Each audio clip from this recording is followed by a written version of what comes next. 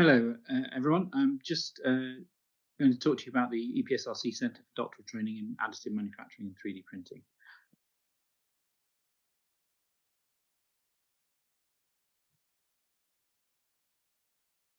So just to give you a quick overview, the CDT is part of our Centre for Additive Manufacturing here at the University of Nottingham, which was established in 1992 as a research group and began additive manufacturing research in the year 2000.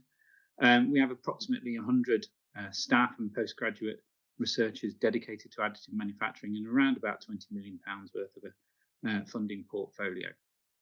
That includes the CDT, but also program-like grants in future formulation for 3D printing, a platform grant in future additive manufacturing, and the program grant in next generation AM, all funded by EPSRC. As part of this, we have a wide range of stakeholders, and so we consider ourselves to be industrially focused, but scientifically driven, and looking at the lower TRL aspects of additive manufacturing to give us a pipeline of activity to work with our industrial colleagues. As part of that remit, we spun out a company called Added Scientific in 2015 to provide industrial services.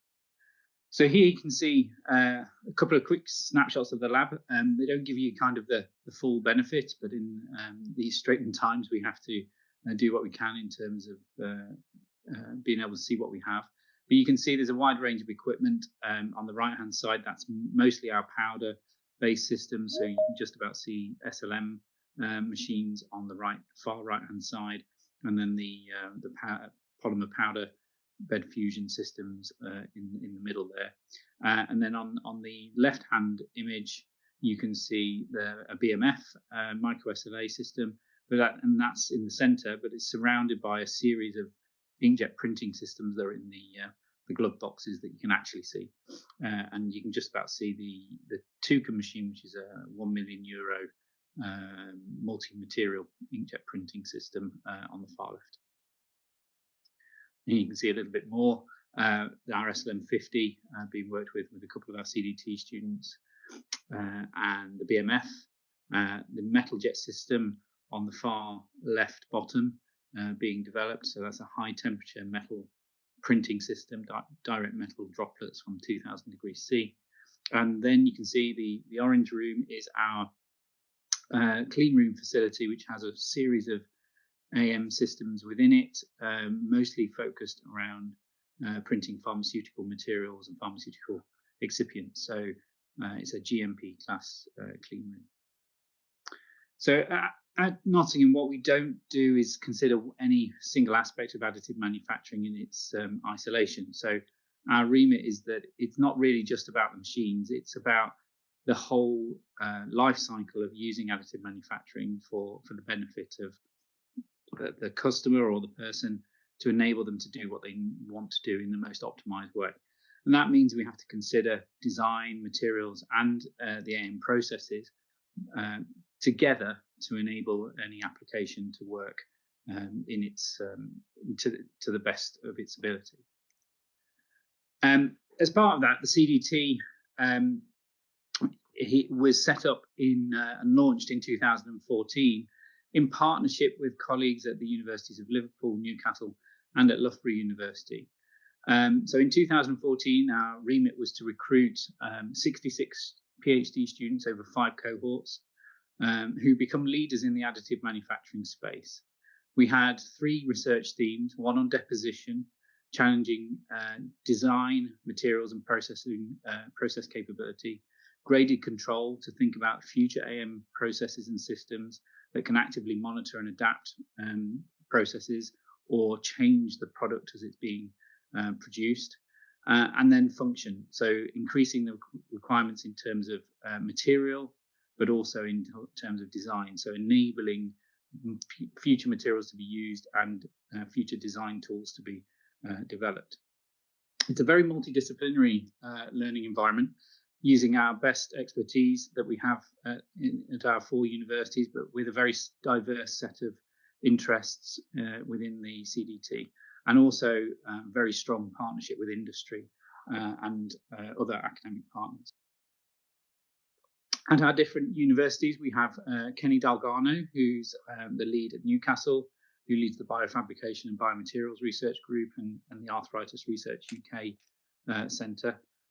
We have Daniel Engstrom at Loughborough University, who looks after additive manufacturing there in terms of 3D materials, metamaterials, new AM processes, and continuous process inspection for FDM.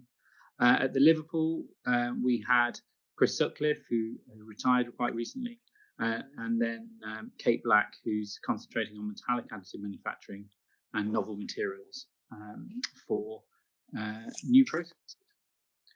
So as part of the CDT, we developed a specific training program to provide the knowledge application and skills for our researchers.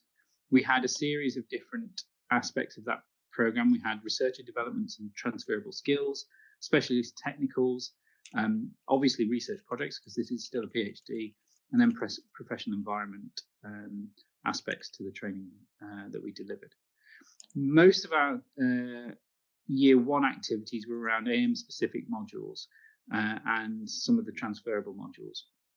So most of the 180 credits were delivered in that first year, all at Nottingham, and then students would all come to Nottingham for that 1 year and then disperse at the end of it to their different universities and continue with their PhD between years 2 to 4. And there was but between years 2 to 4, we didn't just leave them in their universities. We gave them touch points throughout those periods to come back together, to work on different projects, to develop the cohort, and to spend time away from the university and learn about additive manufacturing in the wild, as it were.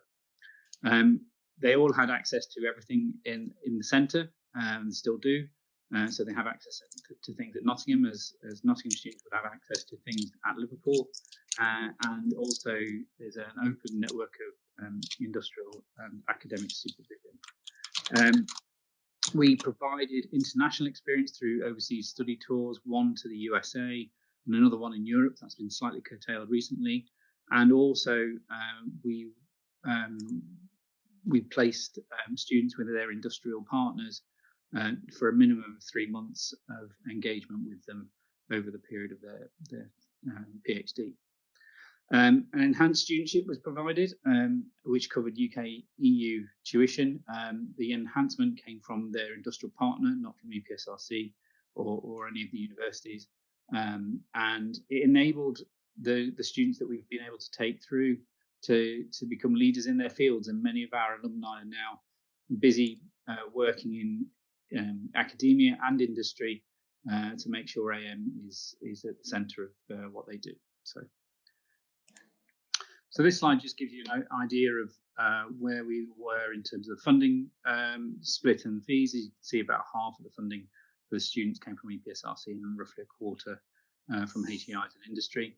The industry partners had a minimum buy-in to each PhD student of around about £30,000 to provide additional funding. And you can see the fee status, not so many overseas because of the UK funding requirements of EPSRC funding. So we managed to get 1 in 10 students, use our 1 in 10 allocation within the cohorts. So in terms of background and research areas, one of the things that we're very proud of is the fact that we are able to bring additive manufacturing to a much wider base. The vast majority a majority of our students were in mechanical engineering first degree. But actually, you can see that the vast majority of our students came from a wide variety of areas, including electrical, chemistry, chemical engineering, biological sciences, medical engineering, depending on their project. We had a interesting split. Around about a third of our students are female, and 2/3 male. So in terms of an engineering background, that's quite a good distribution, although something obviously that we would like to improve. In terms of cohort development, we were able to provide a lot of different experiences and still do. Our Nature Masterclass is one of the things that we're particularly proud of, but we had intellectual property seminars, the European Patent Office, monthly PGR speakers, we're now providing project management courses in terms of Prince 2 and Lean Six Sigma. So, and as you can see there, the team building events that we put the students through, enabling them to develop as people and as teams as well. They also developed their own outreach program. So you can see across here different bits of outreach that the students have been able to do, particularly things around developing knowledge within schools, but also events such as the Nottingham Wonder Day, but also mentoring students in different environments. So they've been very proactive in that. In terms of industrial partner, as I mentioned, we have a wide range, and I'll show you some of those in a moment. The benefits to the students were 3 months of industrial internship, stipend enhancement, and also experience to work with an industrial sponsor. The benefits to the partner were around actually being able to do additive manufacturing within a specialist environment. So it was a very good relationship between the student and the industrial partner all the way through. We had an industry away days, so we had industry visits days over the period of time. The CDT has been running once a year, obviously curtailed over the last 12 to 18 months, but good engagement from industry, around about 100 participants in those away days. And here are some of the sponsors that we had, and you can see from a wide range of different industries and sectors, including metrology, but also medical and pharmaceutical companies, materials companies, all across the board. And so we've recruited our 5 students, and we've managed to find some additional EPSRC, DTP, and industry funding to keep us going. CDT's first year is now running as an MSc, so everything's going really well, and has been a great experience over the past 5 years. Thank you very much.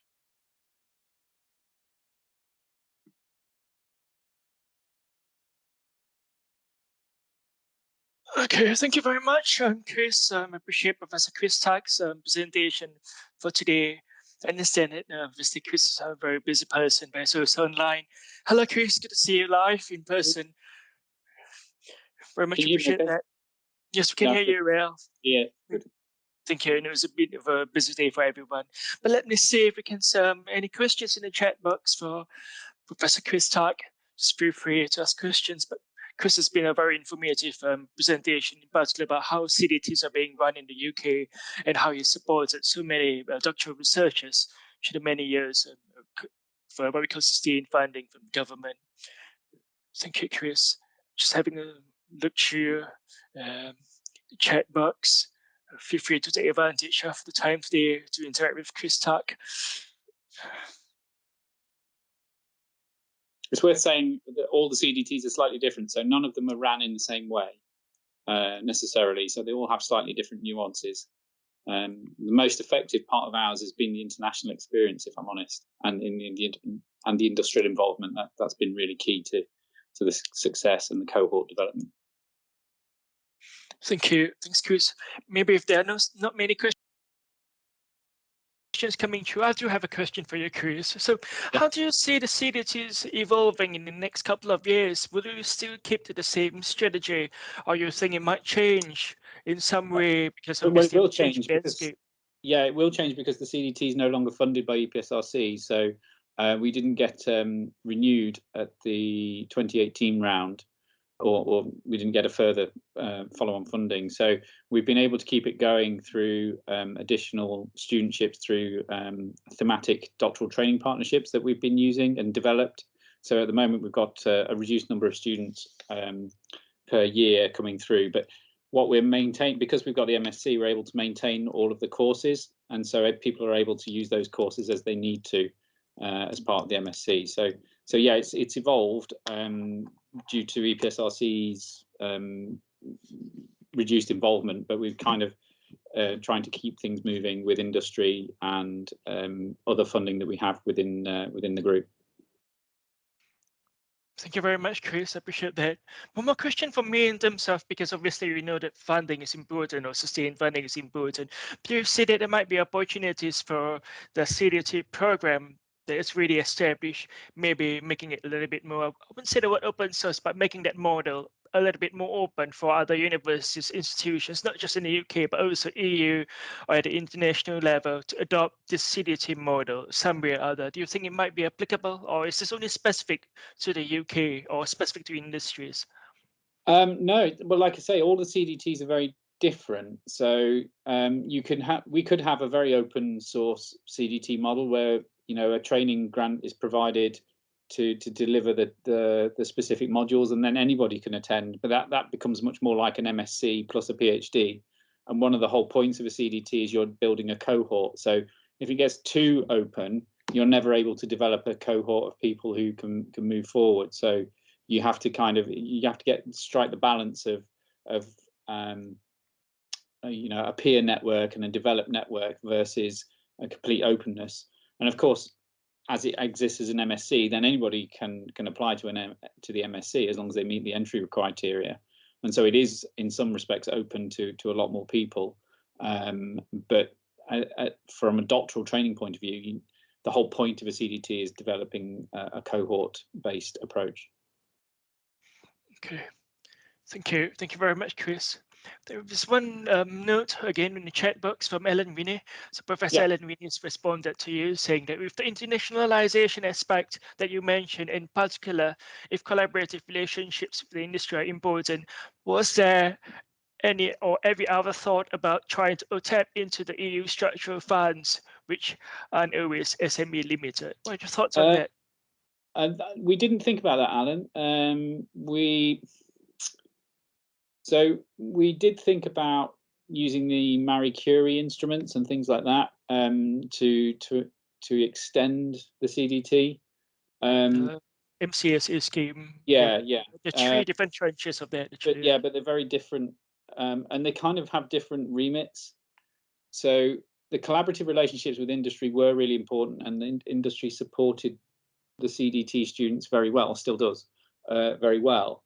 The internationalization was more about the AM community. Like I say, the CDTs are based around, all the CDTs are based around a specific subject area. So you have to be very clear about what that subject area is, and the cohort development and how people are going to interact with different parts of the ecosystem, whether it be industry, other academic partners, etc., etc. So yeah, we didn't think about EU structural funds, and I'm not sure whether it would have helped or not, or could still help. Maybe. I don't know.